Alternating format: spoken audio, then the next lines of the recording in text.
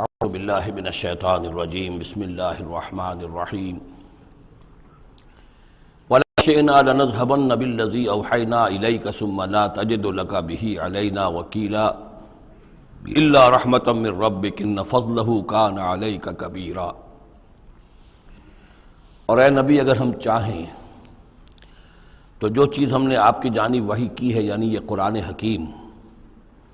اسے ہم آپ سے سلب کر لیں، لے جائیں، آپ کے سینے سے محو کر دیں اسے۔ خطاب بظاہر حضور سے ہے، اصل میں یہ لوگوں کو بتایا جا رہا ہے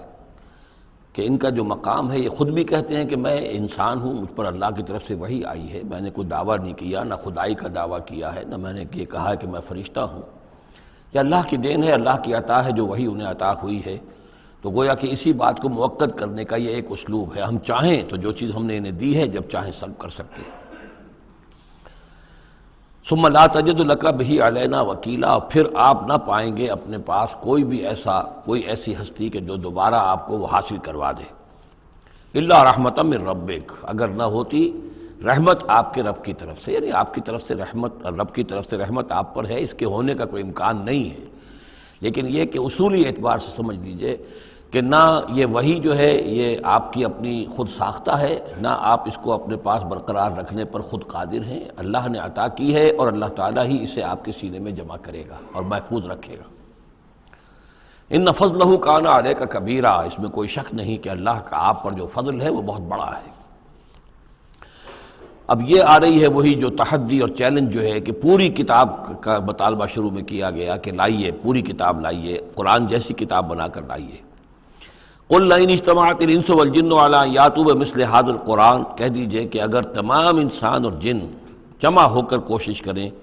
کہ اس قرآن جیسی کوئی کتاب تصنیف کر لیں، لا یاتون الا بمثلہ ولو کان بعضهم لبعض ظہیرا، نہیں لا سکیں گے اس جیسی کتاب، تصنیف نہیں کر سکیں گے، خواہ وہ ایک دوسرے کی کتنی ہی مدد کر لیں۔ وَلَقَدْ صَرَّفْنَا لِلنَّاسِ فِي هَذَا الْقُرْآنِ مِنْ كُلِّ مَثَلٍ، اور ہم نے تو قرآن میں، اس قرآن میں لوگوں کے لیے، ان کی ہدایت کے لیے، ان کی سبق آموزی کے لیے ہر مثال بیان کر دی ہے۔ فَأَبَى أَكْثَرُ النَّاسِ إِلَّا كُفُورًا، لیکن اکثر لوگ جو ہیں وہ انکاری ہی ہیں اور وہ اڑے ہوئے ہیں کفران نعمت پر۔ وَقَالُوا لَن نُؤْمِنَ لَكَ، اب یہ آ گئی تفصیل، وہ جو معجزے مانگتے تھے، وہ کہتے ہیں ہم ہرگز نہیں مانیں گے آپ کو، آپ کی تصدیق نہیں کریں گے، حتیٰ تفجر لنا من الارض ینبوعا، یہاں تک کہ آپ اسی سرزمین مکہ میں ہمارے دیکھتے دیکھتے ایک چشمہ نکال دیں۔ او تکون لک جنت من نخیل، یا آپ کے لیے یہاں ایک باغ بن جائے، پیدا ہو جائے جو کھجوروں کا باغ ہو، وعنب، اور اس میں انگوروں کی بھی بیلیں ہوں، فتفجر الانہار خلالها تفجیرا، اور اس باغ کے اندر جو ہے آپ نہریں بھی جاری کر کے دکھا دیں۔ او تسقط السماء کما زعمت علینا کسفا، یا یہ کہ پھر جیسے آپ کا خیال ہے کہ قیامت کی جو خبریں دے رہی ہیں کہ قیامت کے وقت جو ہے وہ آسمان جو ہے اس طرح ہو جائے گا اور پہاڑ جو ہے اس طرح ہو جائیں گے، تو آپ کا خیال ہے تو پھر قرآن کا آسمان کا کوئی ٹکڑا ہم پر گرا کر دکھا دیے، تسقط السماء کما زعمت علینا کسفا، کہ یہ آسمان جو ہے ٹکڑے ٹکڑے ہو کر ہم پر گر جائے۔ او تاتیہ باللہ والملائکۃ قبیلا، یا پھر یہ کہ آپ اللہ کو اور فرشتوں کو لے آئیے ہمارے سامنے، وہ ہم رو در رو ان کو دیکھ لیں۔ او یکون لک بیت من زخرف، یا پھر آپ کے لیے ایک محل، ایک سنہری محل جو ہے تعمیر ہو جائے۔ او ترقی فی السماء، یا پھر آسمان میں چڑھ کر دکھائیں۔ ولن نؤمن لرقیک حتی تنزل کتابا نقرأہ، اور ہم نہیں مانیں گے آپ کے چڑھنے کو بھی جب تک کہ آپ لے کر نہ اترے ایک کتاب جسے خود ہم پڑھیں کہ ہاں اس کتاب میں یہ لکھا ہوا ہے۔ ان تمام مطالبات کے جواب میں کیا فرمایا؟ قل، کہہ دیجئے سبحان ربی، میرا رب پاک ہے، هل كنت الا بشرا رسولا، میں اس کے سوا اور کیا ہوں کہ ایک بشر ہوں، رسول، میں انسان ہوں، صرف یہ کہ مجھ پر وحی آئی ہے اور وہ وحی میں تمہیں پہنچانے پر مامور ہوں۔ بنیادی فرق یہ ہے، باقی یہ کہ سیرت و کردار کا جو فرق عظیم ہے وہ تم بھی جانتے ہو، میں تمہارے درمیان ایک عمر گزار چکا ہوں، لیکن نوعیت جو ہے وہ تو یہ ہے کہ میں بھی ایک انسان ہوں،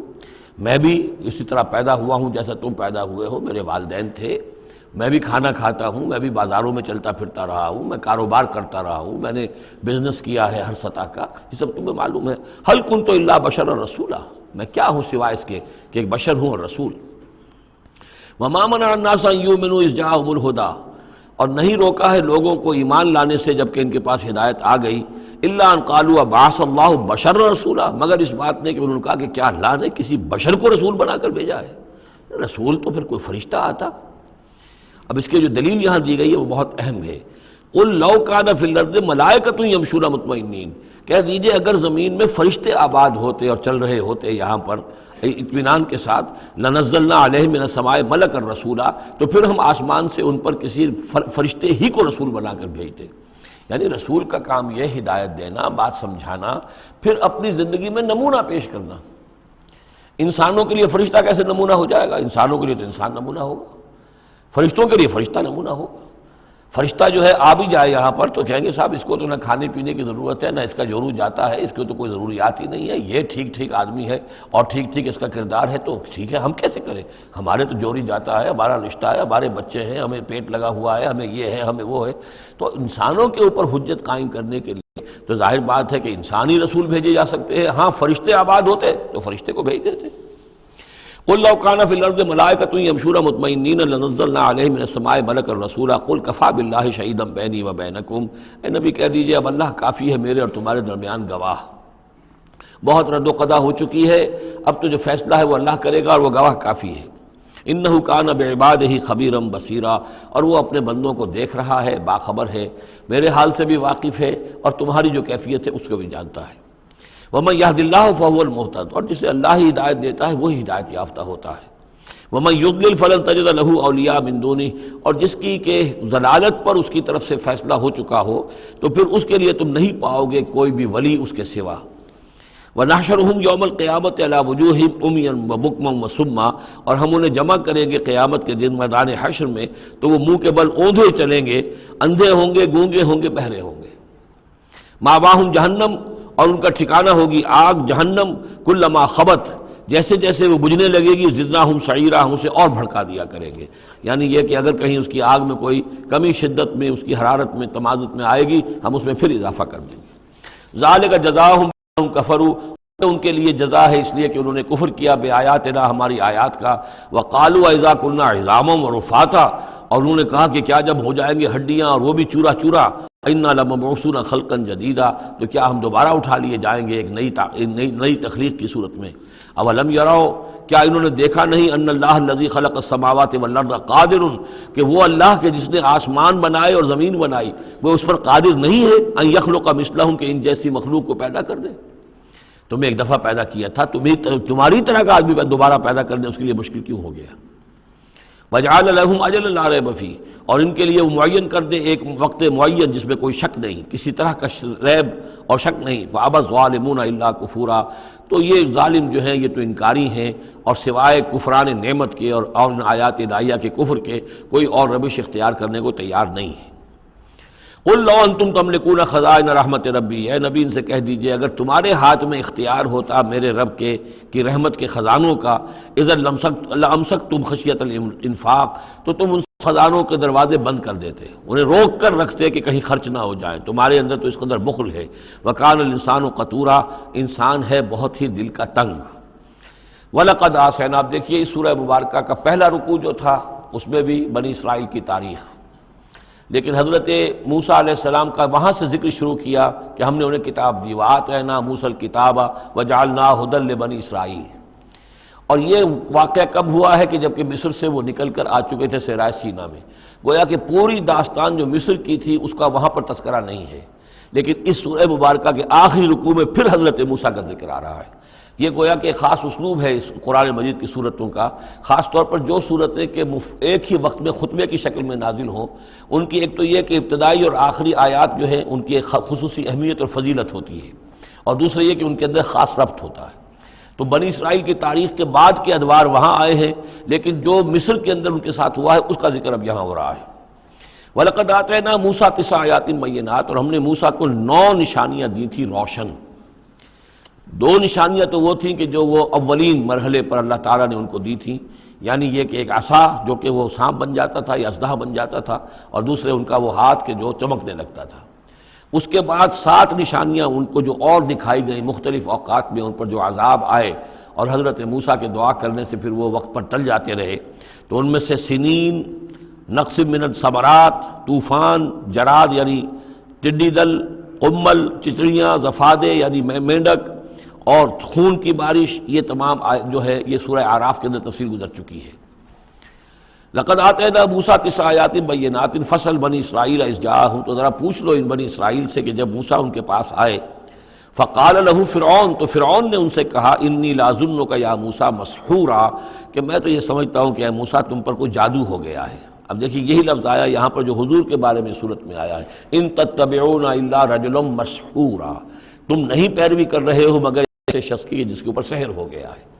یہی بات کہی گئی تھی حضرت موسیٰ علیہ السلام سے۔ فرعون نے کہا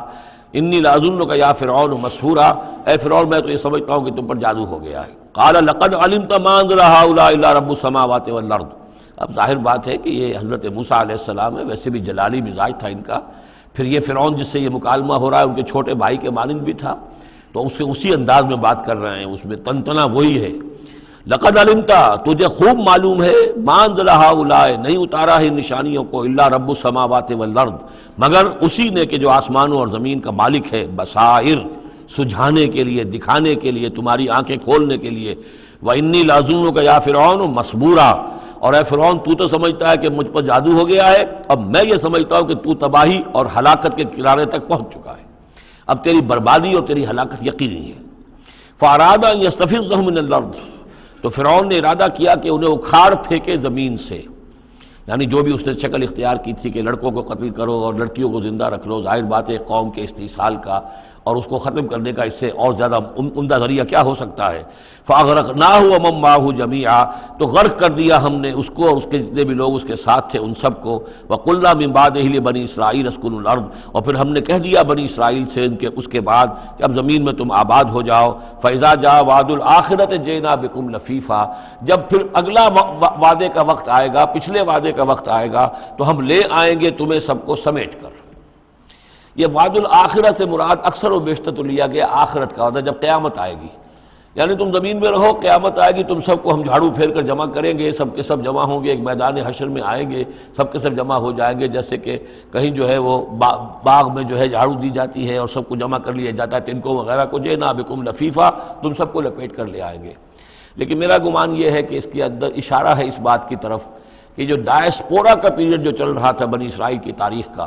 جو شروع ہوئے حضور کی بعثت کے وقت جو ہے 500 برس ہو چکے تھے، اور جب یہ صورت نازل ہو رہی ہے تو گویا کہ 550 برس ہو چکے تھے ان کے ڈائسپورا کو، اس لیے کہ 40 برس کی عمر میں تو حضور پر وحی شروع ہوئی ہے اور کم سے کم 10-12 سال اور بیت چکے ہیں۔ 550 برس سے وہ نکال دیے گئے تھے سرزمین فلسطین سے، اور وہ منتشر ہو گئے تھے پوری زمین میں، کوئی کہیں کوئی کہیں کوئی کہیں، لیکن اشارہ کیا جا رہا ہے کہ جب آخرت کا وقت قریب آئے گا تو تم سب کو سمیٹ کر لے آئیں گے، جیسے کہ آج ان کو جھاڑو پھیر کر پوری دنیا میں یہودیوں کو فلسطین میں جمع کیا جا رہا ہے۔ اس لیے کہ ان کا جو آخری جو انجام ہے، جس سزا کے یہ مستحق ہو چکے تھے حضرت مسیح علیہ السلام کو رد کر کے، اور جس سزا کی مزید توثیق ہو گئی جبکہ انہوں نے حضور پر بھی ایمان لانے سے انکار کر دیا، تو اب یہ کنڈیمڈ پرزنرز کے مانند ہے کہ اب ان کی سزا تو ہو چکی ہے لیکن اس کی ایگزیکیوشن ابھی باقی ہے۔ وہ ایگزیکیوشن جو ہے عنقریب وہ وقت آنے والا ہے کہ جب ان کی ایگزیکیوشن ہوگی، اور ظاہر بات ہے پوری دنیا میں پھیلے ہوئوں کے لیے وہ ایگزیکیوشن جو ہے اس کے بجائے بہتر شکل یہ کہ ان کو سمیٹ کر لے آیا جائے۔ تو در حقیقت یہ گریٹر اسرائیل کا قیام جو بھی ہو رہا ہے، اسرائیل تو قائم ہو گیا ہے اور عین ممکن ہے کہ گریٹر اسرائیل بھی قائم ہو جائے جیسا کہ ان کا نقشہ ہے، لیکن یہ کہ وہ ان کا گریٹر گریو یارڈ بنے گا، پھر بالآخر حضرت مسیح ہی زمین پر دوبارہ نازل کیے جائیں گے اور انہی کے ذریعے سے اس قوم کی ہلاکت ہوگی آخری۔ تو جب وہ وقت آئے گا قیامت کے وعدے کا تو پھر ہم تمہیں لے آئیں گے سمیٹ کر، پوری دنیا میں سے جھاڑو پھیر کر تمہیں سب کو ایک جگہ جمع کر لیں گے۔ واللہ عالم۔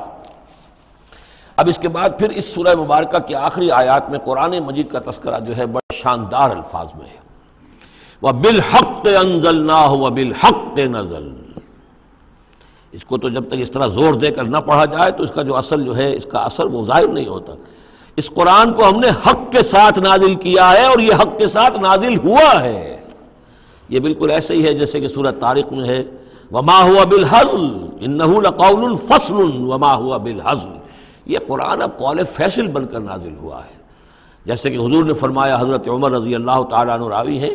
کہ ان اللہ یرفع بهذا الکتاب اقواما ویضع به آخرین۔ اب اللہ تعالیٰ اسی کتاب کی بدولت قوموں کو اٹھائے گا، مسلمانوں کو اٹھایا، عروج پر پہنچایا، اور اب ہم مسلمانوں نے اسے ترک کر دیا تو ہمیں زمین پر گرا دیا ہے۔ خار از محجوری قرآن شدی، شکوہ سنجے گردش دوران شدی، اے چو شبنم برزمی افتندئی در بغل داری کتاب زندگی، وبالحق انزلناہ وبالحق نزل وما ارسلناک الا مبشرا ونذیرا، اور اے نبی ہم نے نہیں بھیجا ہے آپ کو مگر بشارت دینے والا اور نذیر بنا کر، خبردار کرنے والا۔ وقرآنا فرقناہ، اور یہ قرآن جو ہے اس نے ہم نے ٹکڑے ٹکڑے کر کے بھیجا ہے، تھوڑا تھوڑا کر کے بھیجا ہے، ایک دم پورا نہیں اتار دیا ہے۔ لتقرأوا علی الناس علی مکث، تاکہ آپ یہ پڑھیں لوگوں پر، لوگوں کو سنائیں پڑھ کر ٹھہر ٹھہر کر، حالات کے مطابق،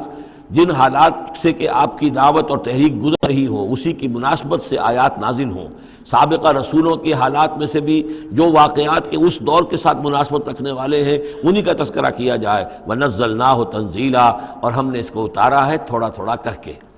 قُلْ آمِنُوا بِهِ أَوْ لَا تُؤْمِنُوا، اے نبی کہہ دیجئے تم اس پر ایمان لاؤ خواہ نہ لاؤ۔ ان الذین اوتوا العلم من قبلہ، یقیناً وہ لوگ جنہیں اس سے پہلے علم دیا گیا تھا، اذا یتلی علیہم، جب یہ قرآن ان کو پڑھ کر سنایا جاتا ہے، یخرون للاذقان سجدا، تو وہ اپنی ایڑیوں کے، اپنی ٹھوڑیوں کے بل سجدے میں گر پڑتے ہیں، ویقولون، اور کہتے ہیں سبحان ربنا، یہ یقیناً ہوں گے جب قرآن یہ کہہ رہا ہے تو یہود کے علماء میں سے اس وقت جب تک کہ براہ راست جو کنفرنٹیشن نہیں ہوئی تھی، حضور ابھی مدینے نہیں آئے تھے، دور دور سے خبریں آ رہی تھیں، تو بعض لوگ ہوں گے کہ جو دل کے اندر ان کے یہ نیکی کے جذبات جو ہیں وقتی طور پر اٹھے ابھرے، اور انہوں نے قرآن مجید کو پہچان کر پھر یہ کہ وہ سجدے میں گرے اللہ کے سامنے۔ وَيَقُولُونَ سُبْحَانَ رَبِّنَا إِن كَانَ وَعْدُ رَبِّنَا لَمَفْعُولًا، اور وہ کہتے ہیں پاک ہے ہمارا رب، اور یقیناً ہمارے رب کا تو پورا ہو کر رہنا ہی تھا، اللہ کا تو وعدہ تھا، اللہ نے کہا تھا کہ ایک آخری نبی میں بھیجوں گا، اللہ نے کہا تھا اس کے منہ میں اپنا کلام ڈالوں گا۔ یہ کتاب استثناء جو ہے ڈیٹرانومی، اس کا باب جو ہے 18، اس کی 18 اور 19ویں آیات کے اندر ہے کہ میں ان کے بھائیوں میں سے اے موسیٰ تیرے مانند ایک نبی اٹھاؤں گا، ان کے بھائیوں میں سے، بنی اسرائیل کے بھائی بنی اسماعیل، ان میں سے تیرے مانند ایک نبی اٹھاؤں گا اور اس کے منہ میں اپنا کلام ڈالوں گا، اور وہ لوگوں سے وہی کچھ کہے گا کہ جو میں اسے بتاؤں گا۔ اب اس کی مصداق آ گیا، ان کان وعد ربنا لمفعولا، یقیناً ہمارے رب کا وعدہ تو پورا ہونا ہی تھا۔ وَيَخِرُّونَ لِلْأَذْقَانِ يَبْكُونَ، اور وہ گر پڑتے ہیں اپنی ٹھوڑیوں کے بل روتے ہوئے، وَيَزِيدُهُمْ خُشُوعًا، اور ان کے اندر خشوع اور خضوع کے اندر اضافہ ہو جاتا ہے۔ آیت سجدہ ہے، سجدہ کر لیجئے۔ عظیم خزانے ہیں معرفت خداوندی کے اور توحید ربانی کے۔ اسی طرح کی 2 آیات آئیں گی سورہ کہف کے آخر میں۔ قُلِ ادعوا اللَّهَ أَوِ ادعوا الرَّحْمَٰنَ، کہو کہ چاہے اللہ کہہ کر پکار لو اور چاہے رحمان کہہ کر پکار لو۔ ایما تدعو، جس سے تم پکارو، فَلَهُ الْأَسْمَاءُ الْحُسْنَى، یہ جان لو کہ تمام اچھے نام اسی کے ہیں، ہر خیر، ہر خوبی، ہر بلائی، ہر حسن، ہر کمال، ہر جمال، جو بھی تم تصور کر سکتے ہو، any good, any beauty, any perfection, جس چیز کا تصور کرو وہ اللہ کی ذات میں بتمام و کمال موجود ہے۔ فَلِلَّهِ الْأَسْمَاءُ الْحُسْنَى قُلِ ادعوا اللَّهَ أَوِ ادعوا الرَّحْمَٰنَ أَيَّمَّا تَدْعُوا فَلَهُ الْأَسْمَاءُ الْحُسْنَى وَلَا تَجْهَرْ بِصَلَاتِكَ وَلَا تُخَافِتْ بِهَا، اور جب اس سے تم سرگوشی کیا کرو، مناجات کیا کرو نماز پہ، تو نہ تو اپنی آواز بہت پست رکھو اور نہ ہی اس کو بہت زیادہ بلند کرو، وَابْتَغِ بَيْنَ ذَلِكَ سَبِيلًا، بلکہ اس کے بین ایک روش اختیار کرو۔ آخری آیت جو ہے یہ یوں سمجھیے کہ اپنے مضمون کی مناسبت کے اعتبار سے تو واقعتاً یہ ہے کہ یہ سورہ اخلاص کے تقریباً ہم وزن آیت ہے۔ 5 انداز سے اس میں اللہ تعالیٰ کی توحید اور عظمت کا بیان ہے ایک آیت میں۔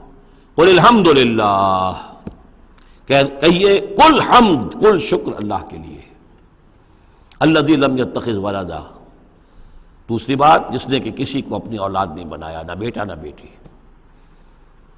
لم یلد ولم یولد، سورہ اخلاص۔ ولم یکن لہ شریک فی الملک،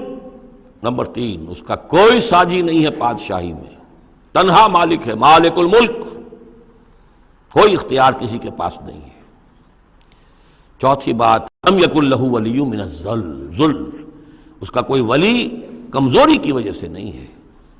تم دوستیاں نبھاتے ہو، پالتے ہو اس لیے کہ تمہیں ضرورت ہوتی ہے، دوست وقت پہ کام آئے گا، تم اس کی کبھی کوئی ناجائز بات بھی ماننے پہ مجبور ہو جاتے ہو، دوست ہے اس کی بات کیسے ٹال دوں، اس لیے کہ دل میں یہ ہوتا ہے کہ کبھی مجھے بھی اس سے کوئی بات منوانی پڑے گی، ضرورت ہو سکتا ہے۔ اللہ کو کوئی احتیاج نہیں، تمہاری دوستیوں کے ساتھ تمہاری احتیاجیں، تمہاری کمزوریاں بھی وابستہ ہیں، اللہ کی دوستی ہے لیکن اس کی کسی کمزوری کی بنیاد پر نہیں۔ یہ تصور ذہن سے نکال دو۔ لہذا اللہ پر کوئی دھونس نہیں جما سکتا، اللہ سے کوئی بات کوئی جبراً جو ہے اپنی طاقت کے بل پر بنوا نہیں سکتا۔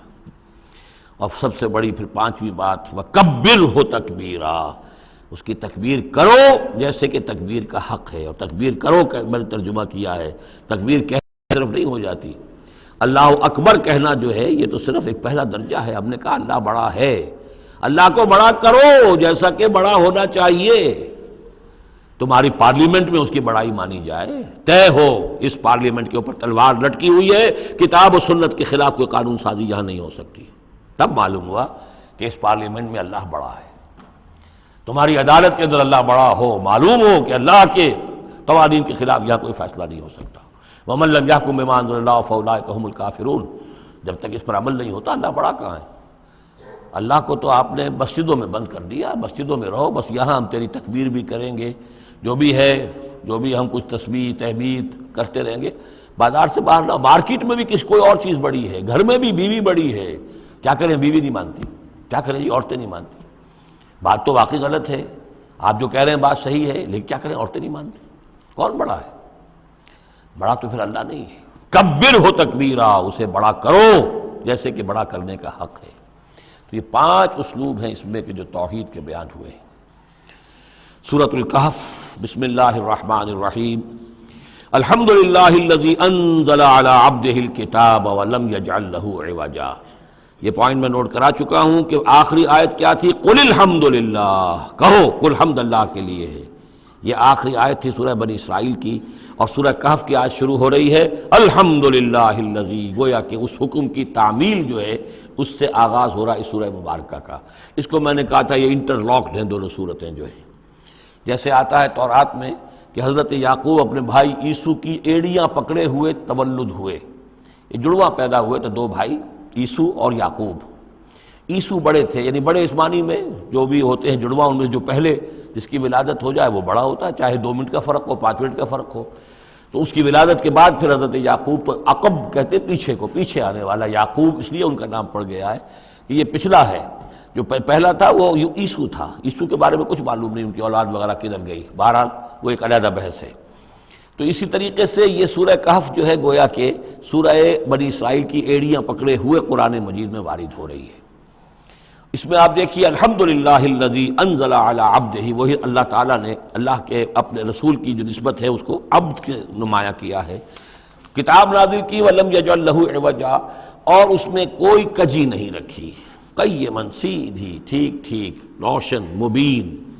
لینذر بأسا شدیدا۔ اب یہ ہے لفظ جو بہت زیادہ غور کرنے کے قابل ہے۔ اس کتاب کے حضور پر نزول کے مقاصد میں سے ایک یہ بھی ہے خبردار کر دیں ایک بہت بڑی آفت سے۔ ویسے باسن جب واحد آتا ہے تو عام طور پر اس کے معنی جنگ ہوتے ہیں، جب جمع میں آتا ہے تو سختی، مصیبت، بھوک، فاقہ، یہ سارے بأسا۔ آیت البر میں بھی ہم نے پڑھا والصابرین فی البأساء والضراء وحین البأس۔ بأسا جب جمع میں آیا ہے تو فقر و فاقہ، تکلیف، مصیبت، اور حین الباس جنگ کے وقت۔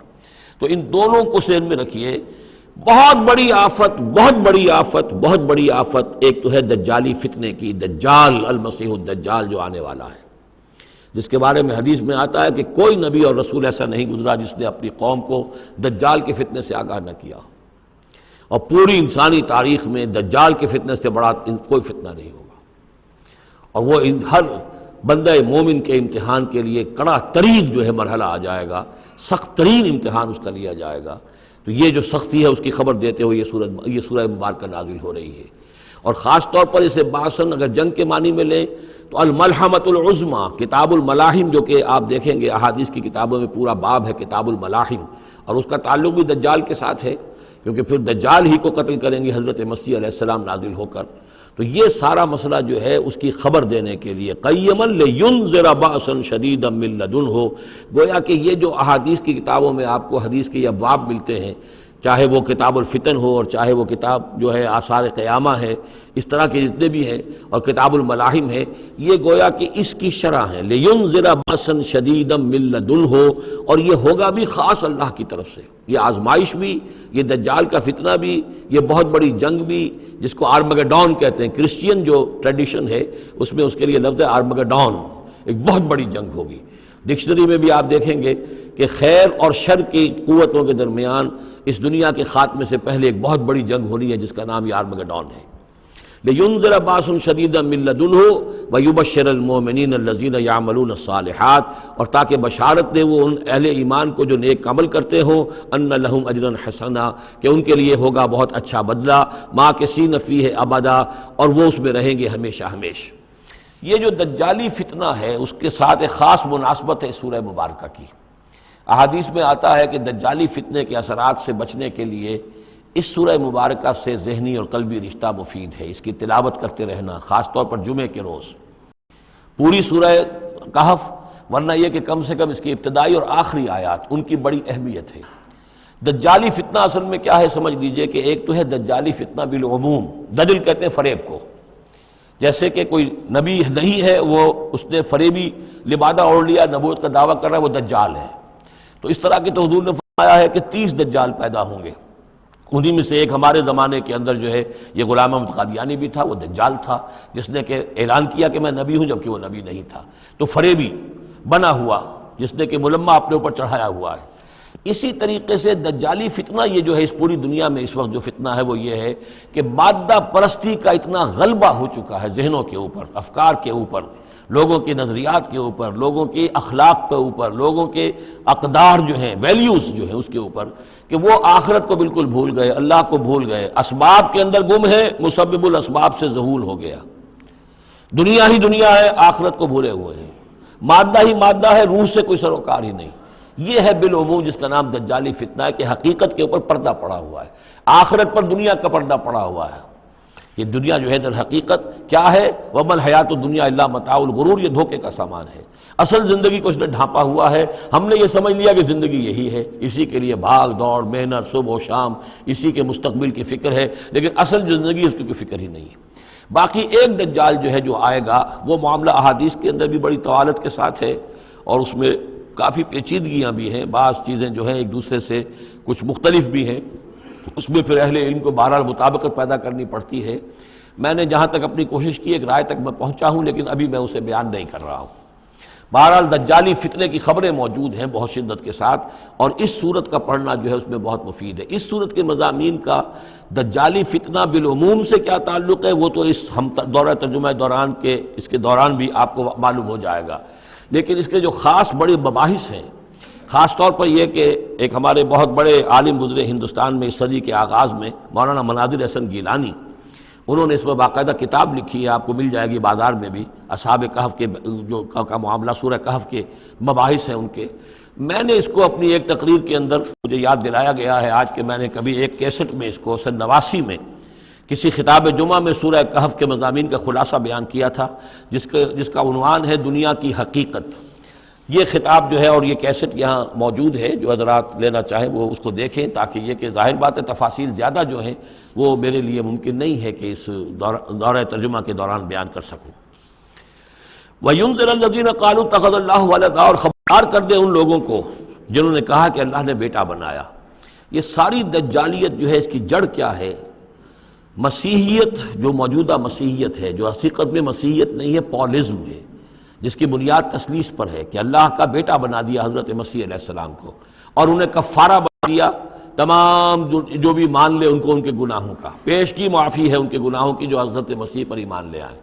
اور نمبر 3 شریعت ساقط کر دی، اور نمبر 4 سارا اختیار جو ہے وہ پوپ کے ہاتھ میں دے دیا گیا کہ تم جو چاہو جس چیز کو چاہو حلال کرو، جس چیز کو چاہو حرام کر دو۔ ان چیزوں نے مل کر نفس مذہب کو اس قدر قابل نفرت شے بنا دیا کہ یورپ کے اندر مذہب کے خلاف شدید نفرت پیدا ہو گئی۔ چنانچہ اس کے بعد جب مسلمانوں کے زیر اثر وہاں پر علم پھیلا ہے، ہسپانیہ کی یونیورسٹیوں سے علوم اور فنون جو ہیں یہ فرانس اور اٹلی اور جرمنی کے نوجوان آتے تھے، اور وہاں آ کر وہ قرطبہ اور غرناطہ اور طلیطلہ کی یونیورسٹیوں سے پڑھ کر جاتے تھے، تو ان کے زیر اثر جو ایک ریفرمیشن شروع ہوئی، اصلاح مذہب اور ایک رینائسنس تحریک احیاء العلوم، وہ جو اصل تو تحریک تھی اس بات کی کہ انسان علم کی طرف دوبارہ رجوع کرے، لیکن یہ کہ وہ علم جب آگے بڑھا ہے تو وہاں پہ عیسائیت کے خلاف جو رد عمل تھا اس کی وجہ سے اس میں مذہب کی دشمنی جو ہے اس تحریک کے اندر خود بخود شامل ہو گئی۔ تو مذہب سے بیزاری، روحانیت کا انکار، آخرت سے بالکل بے پرواہی اور اس کا بھی انکار، اور خدا ہے یا نہیں ہے اس سے کوئی سروکار نہیں، یہ جو اس تہذیب کے اصل میں اثرات بنے ہیں سارے، یہ اسی غلطیوں کا یہ اثرات ہیں، نتائج ہیں کہ جو عیسائی مذہب کے اندر جو یہ تحریفات کر کے جو غلطیاں کی گئی ہیں، اس کو یہاں کہا گیا ہے کہ ان لوگوں نے کہ جنہوں نے یہ عقیدہ ایجاد کیا، ما لہم بہ من علم، ان کے پاس اس کے لیے کوئی علمی سند نہیں ہے، ولا لآبائہم، نہ ان کے آباء و اجداد کے پاس کوئی سند تھی، کبرت کلمۃ تخرج من افواہہم، بہت بڑی بات ہے جو ان کے منہ سے نکل رہی ہے، بہت بڑی گستاخی ہے جو یہ اللہ تعالیٰ کی شان میں کر رہے ہیں، ان یقولون الا کذبا، یہ نہیں کہہ رہے مگر جھوٹ، سراسر سیدھا سفید جھوٹ بول رہے ہیں، فلعلک باخع نفسک علی آثارہم، تو اے نبی شاید کہ آپ اپنے آپ کو ہلاک کر لیں گے ان کے جو اثرات پڑنے والے ہیں، عیسائیت کے اس غلط عقیدے کے جو نتائج برآمد ہوئے ہیں، جب یہ نتائج ظاہر ہوں گے تو وہ اتنے سنگین ہوں گے، فلعلک باخع نفسک، کہ ان کے احساس سے اور ان کے ادراک سے شاید کہ آپ اپنے صدمے سے اپنے آپ کو ہلاک کر لیں، ان لم یؤمنوا بہذا الحدیث اسفا، اگر یہ لوگ اس حدیث پر، اس قرآن پر، یہ بات جو بتائی جا رہی اس پر ایمان نہ لائے، اس پر ایمان نہ لائے، اپنے اس غلط عقیدے پر قائم رہے، اس غلط مذہب کو انہوں نے برقرار رکھا، تو اس کا جو رد عمل ہوگا نوع انسانی پر، اور اس سے تاریخ انسانی اور انسانی ثقافت جس غلط رخ پر پڑے گی، جو دجالیت کا فتنہ اسے جنم لے گا، ان تمام چیزوں کے اثرات سے شاید آپ کو اتنا صدمہ ہو کہ فلعلک باخع نفسک علی آثارہم ان لم یؤمنوا بہذا الحدیث اسفا، انا جعلنا ما علی الارض زینۃ لہا،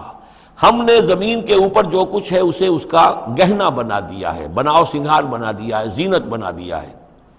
یہ آپ نوٹ کر لیجئے، لفظ زینت اور زمین میں اس کی زیبائش اور آرائش، یہ اس سورہ مبارکہ کا عمود ہے،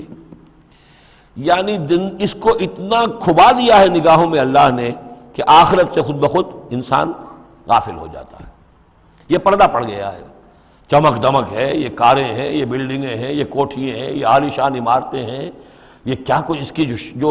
یوں سمجھیے پومپ اینڈ شو جو ہے اس وقت دنیا کا، اور ظاہر بات ہے امریکہ میں جا کر دیکھیے تو جو کچھ یہاں دیکھ رہے ہیں اس سے 10 گنا 100 گنا 1000 گنا آپ کو نظر آئے گا، عقلیں دنگ ہو جاتی ہیں۔ نتیجہ کیا نکلتا ہے کہ انسان یہ سمجھتا ہے کہ اصل شے یہی مادہ ہی ہے،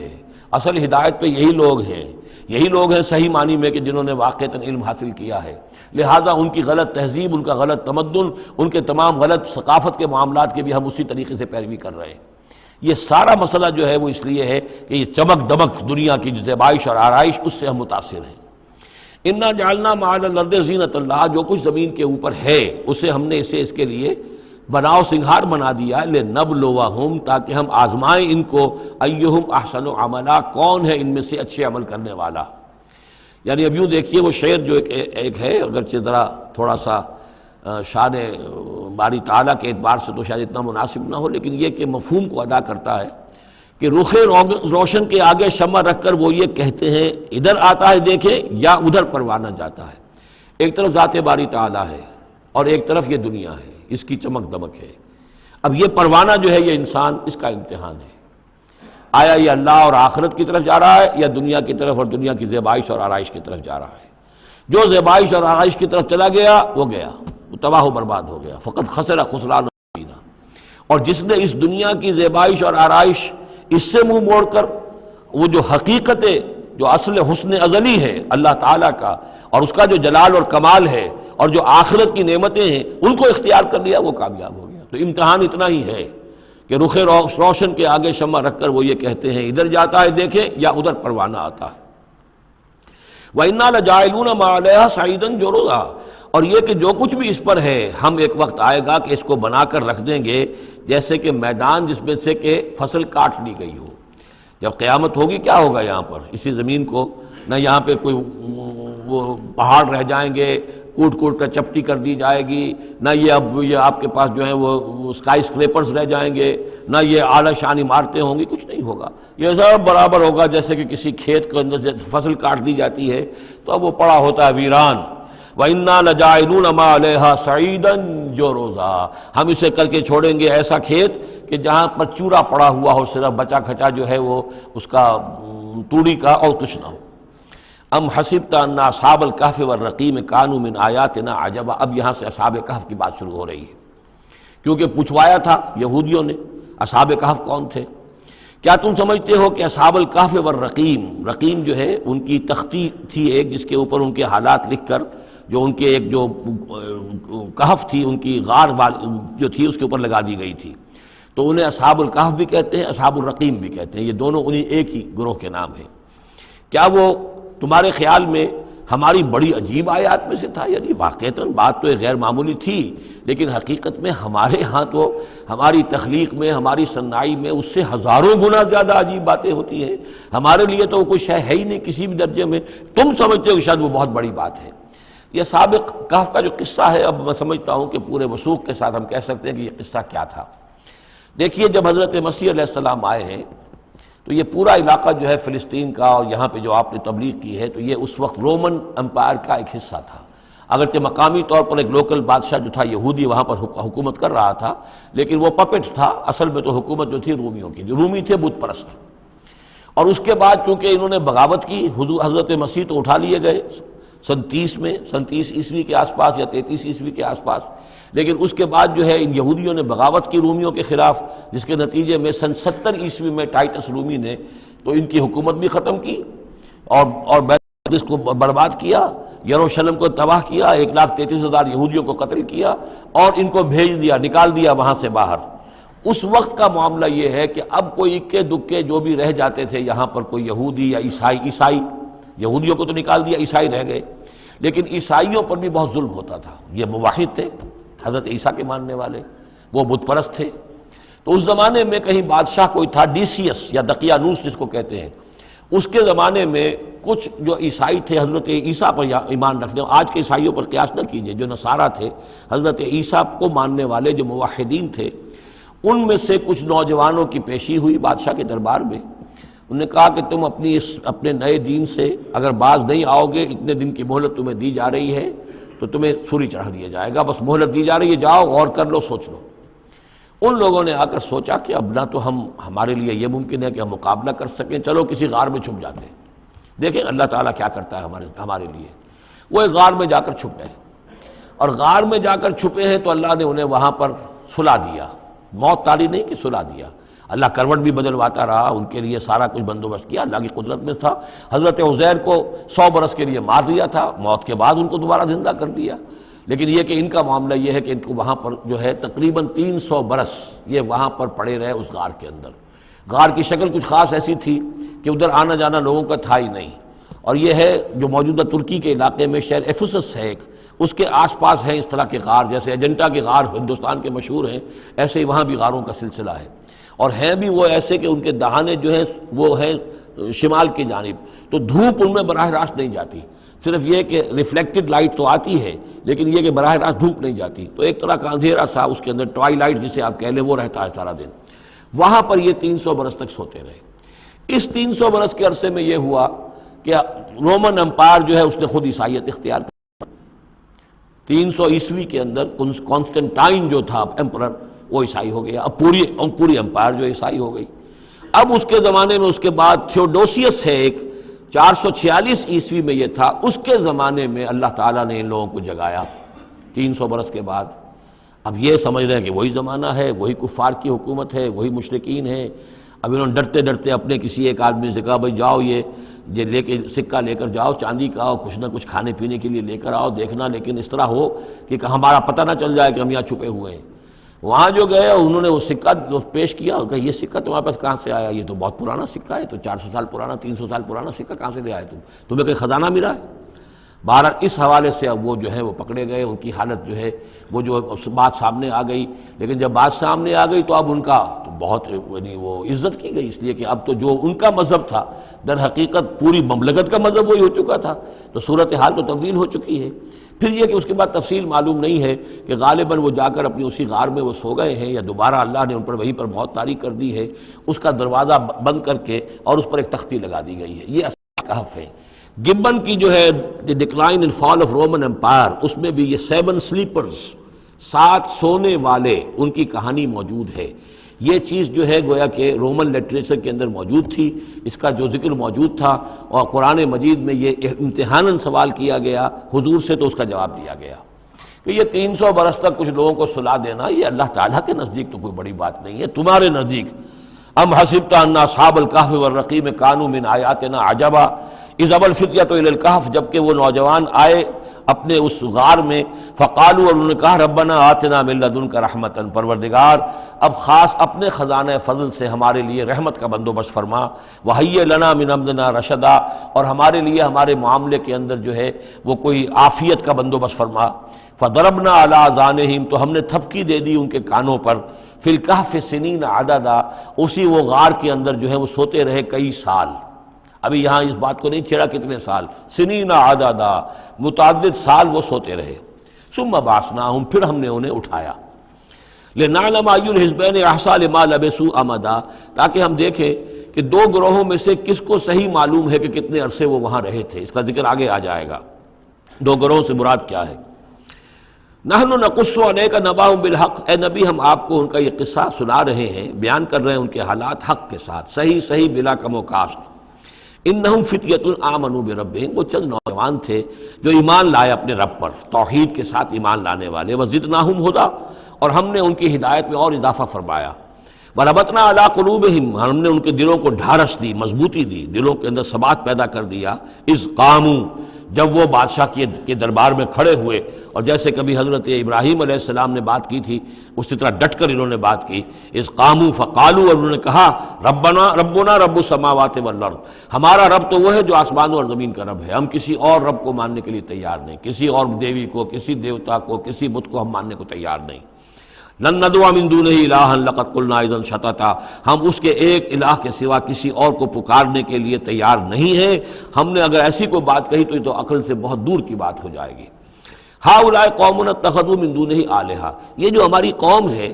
اس نے بہت سے آلہہ جو ہیں اختیار کر لیے ہیں اللہ کے سوا،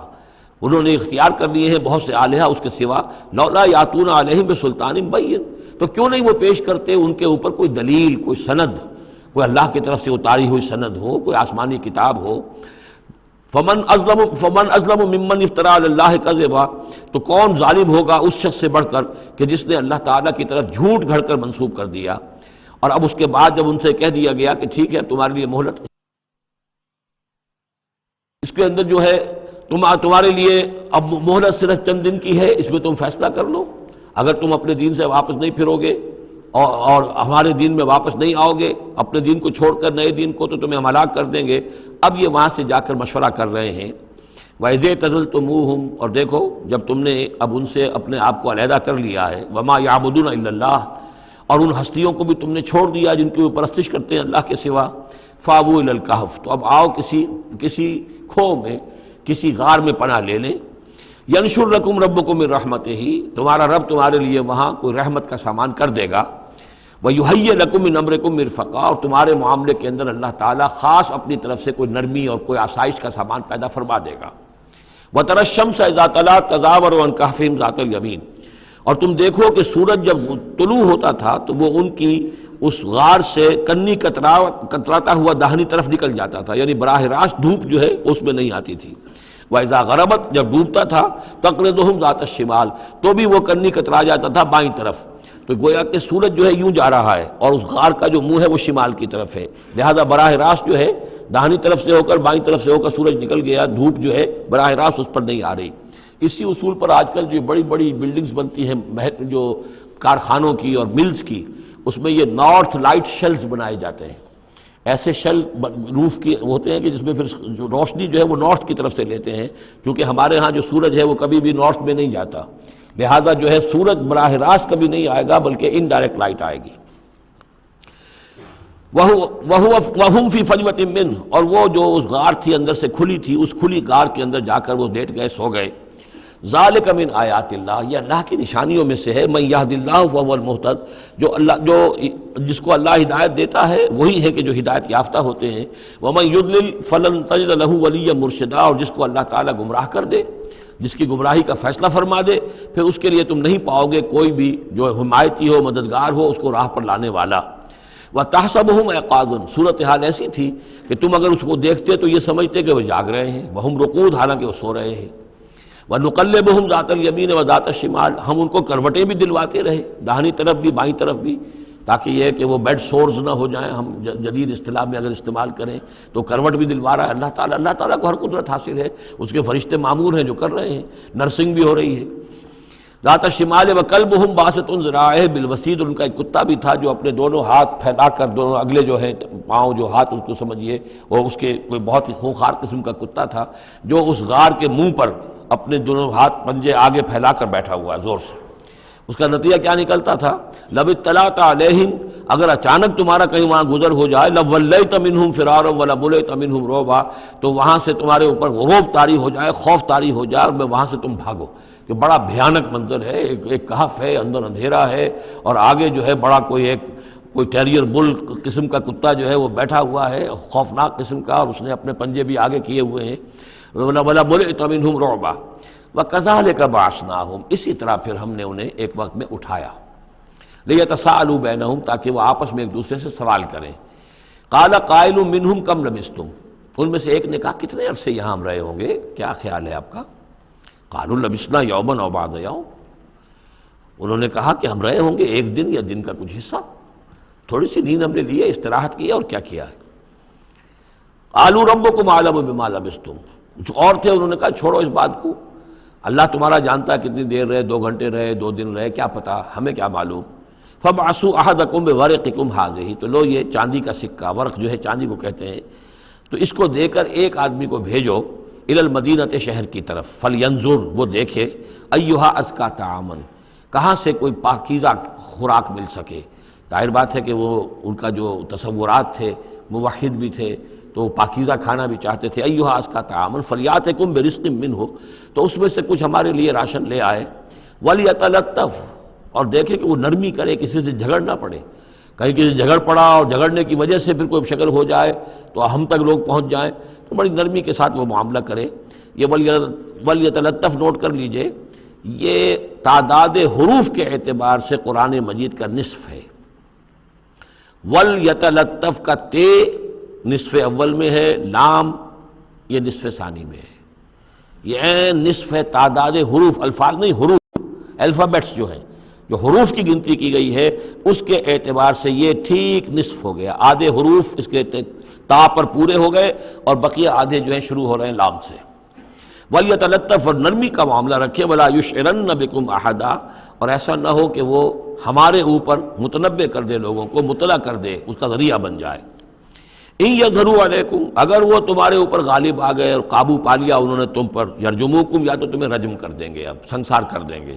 او یعیدوکم فی ملتہم، یا تمہیں مجبور کریں گے اور اپنی ملت میں، اپنے دین میں وہ واپس لے جائیں گے۔ ولن تفلحوا اذا ابدا، اور اگر ایسا ہو گیا تو پھر ہمیشہ کہ تم فلاح سے دور ہو جاؤ گے، پھر نہیں پا سکو گے فلاح کبھی بھی۔ وَكَذَلِكَ أَعْثَرْنَا عَلَيْهِمْ، اس طرح ہم نے مطلع کر دیا ان لوگوں پر، یعنی اب وہاں کے لوگوں نے، شہر کے لوگوں کو مطلع ہو گئے کہ یہ لوگ، ظاہر بات ہے کہ بڑا ایک چرچا ہو گیا ہوگا یہ کون ہے۔ اب اس نے بات بتائی، پھر وہ آئے تو معلوم ہوا کہ ہاں واقعتاً ان کے حالات کوئی 7 آدمی ہوتے تھے ایک زمانے میں، اور وہ کہیں روپوش ہو گئے تھے، گم ہو گئے تھے، کہیں نہیں ملے تھے، پوری مملکت میں تلاش کیا گیا تھا، پھر ان کے حالات ایک تختی کے اوپر لکھ کر جو ہے وہ خزانے میں رکھ دیے گئے تھے، وہ تختی کہیں نکلوائی گئی، 300 برس سے زائد پرانی بات تھی، اس کے اوپر وہ قصہ پورا کا پورا لکھا ہوا مل گیا، تو وہ ساری چیز جو ہے وہ بات کھل گئی۔ وَكَذَلِكَ أَعْثَرْنَا عَلَيْهِمْ، اور اس طرح ہم نے یہ بات ظاہر کر دی ان پر، لِيَعْلَمُوا، اب اس سے کیا کیا چیزیں واضح ہوئیں؟ ان وعد اللہ حق وان الساعۃ لا ریب فیہا، اللہ کا وعدہ سچا ہے اور یہ کہ قیامت کے بارے میں کوئی شک نہیں ہو سکتا، آتیۃ لا ریب فیہا، وہ آ کر رہے گی۔ اس لیے کہ جب 300 برس تک ایک آدمی سویا رہ سکتا ہے اور پھر وہ اٹھ گیا تو کیا مشکل ہے اللہ کے لیے کہ وہ جو مر چکے ہوں ان کو دوبارہ زندہ کر دے۔ اذ یتنازعون بینہم امرہم، اب وہ ان کے بارے میں آپس میں جھگڑنے لگے کہ کیا کرنا چاہیے ان کا معاملہ۔ وہ تو جا کر اپنی غار کے اندر دوبارہ سو گئے، اور اب اللہ نے ان کے اوپر موت جو ہے حقیقی موت وارد کر دی۔ اب کیا کرنا چاہیے؟ اذ یتنازعون بینہم امرہم، تو انہوں نے جب کہ وہ آپس میں جھگڑ رہے تھے، فقالوا ابنوا علیہم بنیانا، کچھ لوگوں نے کہا کہ یہاں پہ ایک یادگار تعمیر کر دی جائے، ایک عمارت تعمیر کی جائے،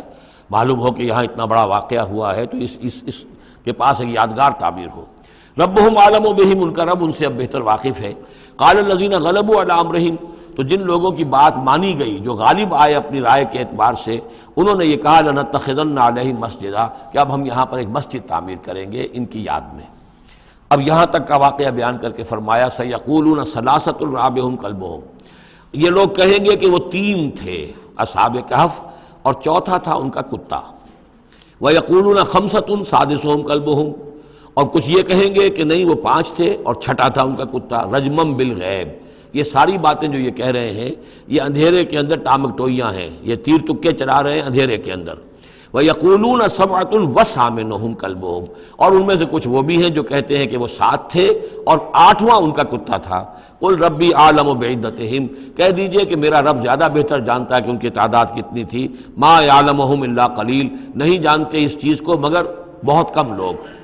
یہاں قرآن مجید نے صراحت تو نہیں کی، لیکن مفسرین کا کہنا یہ ہے کہ بٹوین دی لائن بتا دیا کہ یہی رائے صحیح ہے،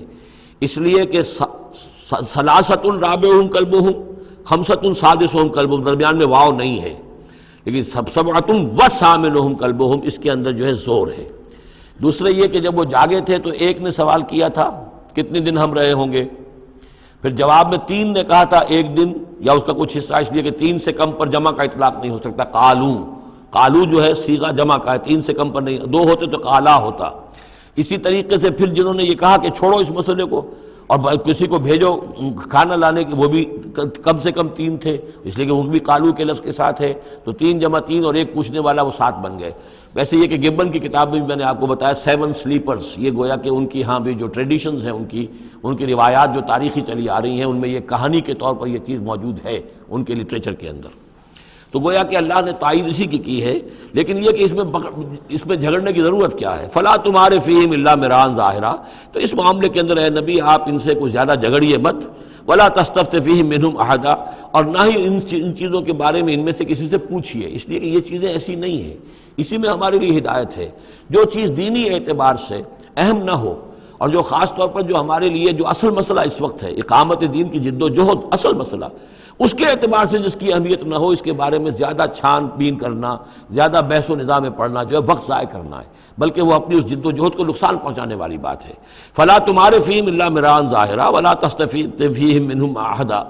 ولا تقولن لشیء، یہ بہت اہم واقعہ آ رہا ہے یہاں۔ اس واقعے میں حضور صلی اللہ علیہ وسلم سے ایک سہو ہو گیا تھا۔ جب یہ سوالات کیے گئے تو حضور نے فرمایا ٹھیک ہے میں اس کا جواب دے دوں گا، آنا۔ اور یہ کہ انشاءاللہ نہیں کہا، کل تم آنا میں تمہیں جواب دے دوں گا، انشاءاللہ نہیں کہا، صاف ہو گیا، غلطی ہو گئی۔ لیکن یہ کہ اللہ تعالیٰ نے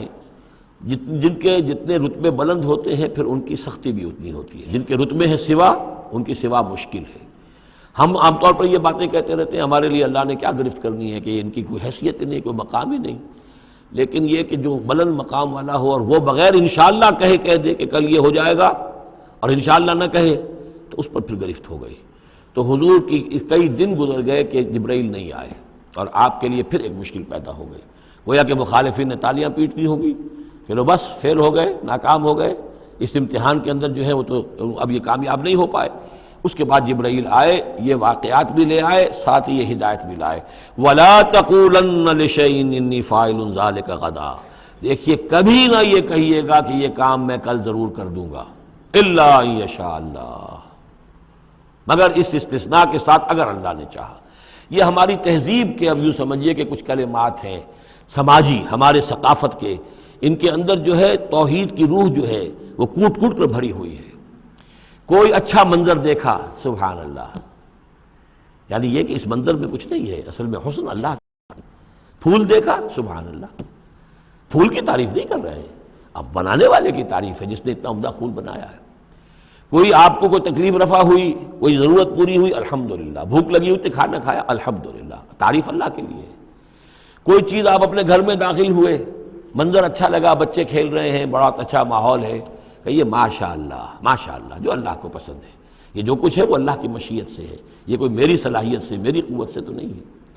اسی طرح سے کوئی کام کرنا، انشاءاللہ میں یہ کام کرنا تو چاہتا ہوں، ارادہ ہے، لیکن ظاہر بات ہے کہ اللہ تعالیٰ کی مشیت کے بغیر، اللہ کی مرضی اور اذن کے بغیر تو نہیں ہو سکتا۔ تو یہ بھی گویا کہ، اور یہ سارے کلمات اس صورت میں آپ کو مل جائیں گے، ماشاءاللہ، انشاءاللہ، اور اس سے پہلے ہم الحمدللہ سے شروع کر چکے ہیں۔ الحمدللہ الذی انزل علی عبدہ الکتاب ولم یجعل لہ عوجا ولا تقولن لشیء انی فاعل ذلک غدا الا ان یشاء اللہ واذکر ربک اذا نسیت، اور اپنے رب کو یاد کر لیا کیجئے جب آپ بھول جائیں،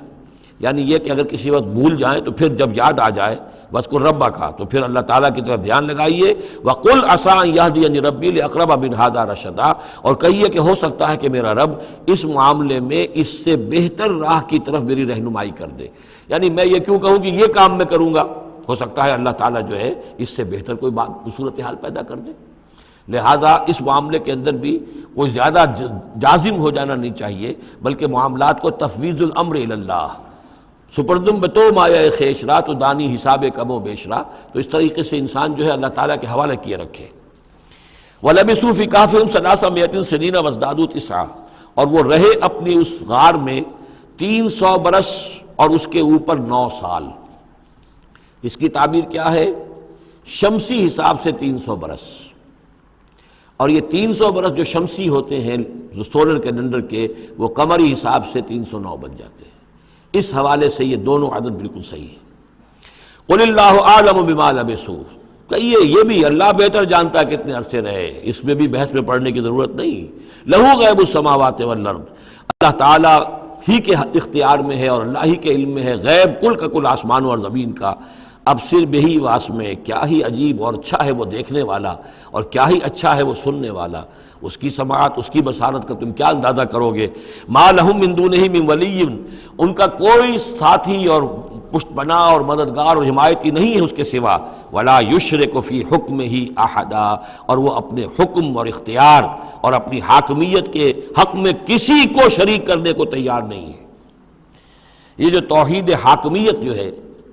اس کے بارے میں نوٹ کر لیجئے، سورہ یوسف میں ہم نے پڑھا ان الحکم الا للہ امر اللہ تعبدوا الا ایاہ ذالک الدین القیم۔ سورہ بنی اسرائیل کی آخری آیت میں آیا وَلَمْ يَكُنْ لَهُ شَرِيكٌ فِي الْمُلْكِ، بادشاہت میں اس کا کوئی شریک نہیں۔ یہاں فرمایا لَا يُشْرِكُ فِي حُكْمِهِ أَحَدًا، وہ اپنے حکم اور حاکمیت کے اختیار میں کسی کو شریک کرنے کے لیے تیار نہیں۔ وَاتْلُ مَا أُوحِيَ إِلَيْكَ مِن كِتَابِ رَبِّكَ، اور اے نبی تلاوت کیجئے جو آپ کی طرف وحی کی گئی ہے آپ کے رب کی کتاب میں سے، یعنی یہ جو سخت حالات ہیں جن سے آپ گزر رہے ہیں، دباؤ ہے آپ پر بہت شدید، اس میں آپ کے لیے سہارا کیا ہے؟ وما صبرک الا باللہ، اور اللہ کے ساتھ اپنا قلبی تعلق اور ذہنی رشتہ قائم کرنے کے لیے سب سے مؤثر ذریعہ کیا ہے؟ قرآن مجید کی تلاوت۔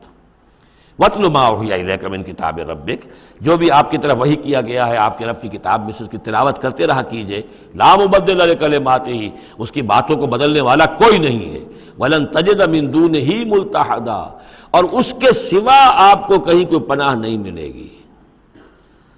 پناہ دینے والا بھی وہی ہے، کوئی اور پناہ نہیں دے سکے گا۔ سختی کتنی بھی ہے جھیلیے، برداشت کیجئے، اس سختی کو آسان بنا سکتے ہیں اللہ کی کتاب کی تلاوت کریے اور کر کے سناتے رہیے اپنے ساتھیوں کو بھی، اسی سے تمہارے اوپر یہ سختیاں جو ہیں ہلکی ہو جائیں گی، ان بھاری چیزوں کو برداشت کرنا آسان ہو جائے گا۔ لیکن جان لیجئے پناہ ملے گی تو اللہ کے دامن میں، نہ کہیں جہاں میں پناہ ملی جو اما ملی تو کہاں ملی میرے جرم خانہ خراب کو تیرے عفو بندہ نواز میں۔